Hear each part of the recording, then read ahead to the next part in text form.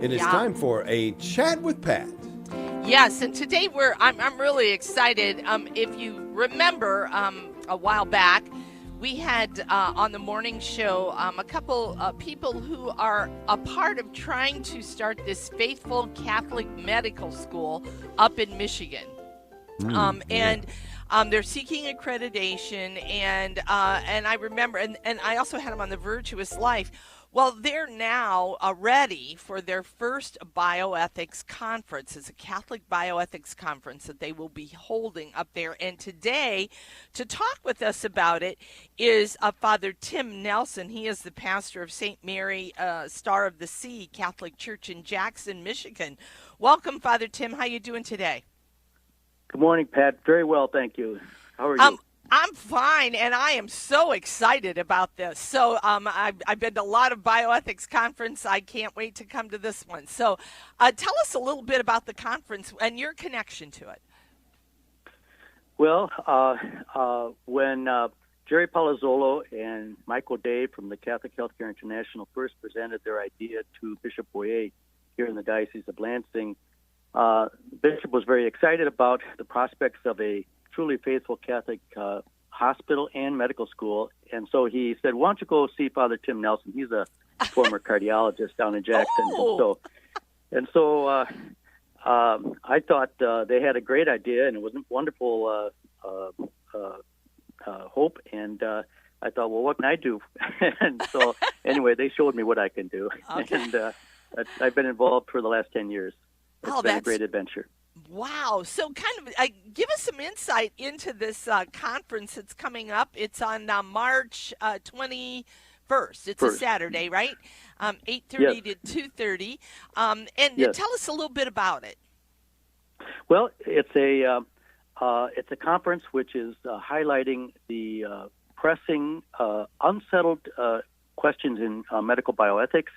And that's what the hospital and the medical school is all about. And so we thought, well, let's look at the fate of the embryos. We have many frozen embryos, and we hope to establish a orphanage for those embryos so that no medical experimentation is done on them and they are not simply discarded. And so that's at the beginning of life. And then at the end of life is end-of-life care, the whole question of euthanasia, and then we want to care for the brain injured and hopefully prevent what happened to Terry Schiavo years ago. Yeah. So who would you recommend come to this conference, Father? Is it for anybody? Anyone who's interested in bioethics, but primarily healthcare personnel, nurses, doctors, and anyone in the allied healthcare fields, because what we hope to do is bring solid, faithful Catholic bioethics to bear on the questions in medical care. And sometimes there's unsettled issues and gray areas, and we hope to help clarify some of that. That's wonderful. So can you tell us, are there names or speakers that our audience may recognize, even if they're not familiar with bioethics? Well, the keynote address will be by His Eminence Cardinal Raymond Burke. And there will be a special address by His Excellency Bishop Strickland.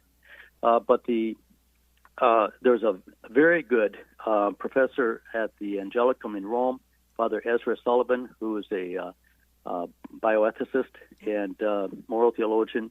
He'll be there speaking along with John DiCamillo, who is the president of the National Catholic Bioethics Center. Right. We'll have Sister Deidre Byrne, who is a colonel in the Army, also a religious sister and a surgeon. And Dr. George Majescu, who has already founded 4 osteopathic medical schools, and he is dedicated to opening this new Catholic medical school as one of his goals. And did I say Bobby Schindler will be there? No, you did not. Yeah. Okay. Yeah. Terry Schiavo's brother, Bobby Schindler, will be there. And so there's going to be a powerful conference of speakers. So how would you recommend to people that they go about registering for this, or at least finding out more information to see if it's for them? Sure. I would go to Catholic Healthcare International's website, and that is chi-usa.com, and just go to the events tab and scroll down for the Catholic Bioethics Conference. And that's wonderful. So can you give us a little insight on how is the hospital medical school advancing? Well, everything's in place. We have architectural drawings. We have a hospital which has been sold to us by Trinity Health as they vacate the hospital in Howell that they had for years, and now they're moving over to a new hospital that they built in Brighton, Michigan. And so everything's in place. We just need the money to really get the funding going to actually make the renovations in the hospital, to hire a dean who will hire a faculty, and so on. Okay. Do you have like a timeline in mind? I mean, I know it all depends on donations, obviously, and financing. But what's your goal?